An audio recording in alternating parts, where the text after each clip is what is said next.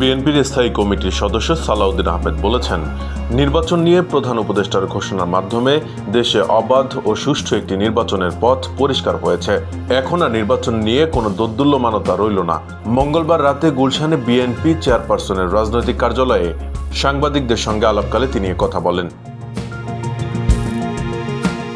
প্রধান উপদেষ্টা নির্বাচন সংক্রান্ত ঘোষণাপত্র পাঠ ও জাতির উদ্দেশ্যে ভাষণ নিয়ে দলীয় প্রতিক্রিয়ায় সালাউদ্দিন আহমেদ আরও বলেন, প্রধান উপদেষ্টা নির্বাচনের সময়সূচি ঘোষণা করে দেশবাসীকে স্বস্তি দিয়েছেন। জনগণের ভোটাধিকার প্রয়োগে যে অনিশ্চয়তা বা দ্বিধা ছিল সেটি দূর হয়েছে।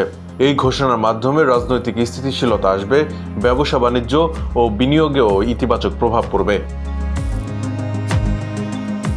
তিনি আরও বলেন, নির্বাচন নিয়ে প্রধান উপদেষ্টার ঘোষণার জন্য পুরো জাতি অপেক্ষায় ছিল। আমরা বিশ্বাস করি এই সিদ্ধান্তে একটি শান্তিপূর্ণ ও গ্রহণযোগ্য নির্বাচনের পরিবেশ তৈরি হবে। আগামী নির্বাচনে বিএনপির প্রত্যাশা তুলে ধরে সালাউদ্দিন আহমেদ বলেন, আমরা আশা করি আগামী নির্বাচন হবে সুষ্ঠু, অবাধ, নিরপেক্ষ এবং আন্তর্জাতিক মহলে প্রশংসিত একটি নির্বাচন। সেই লক্ষ্যে জনগণকে প্রস্তুতি নিতে আহ্বান জানান বিএনপির এই নেতা।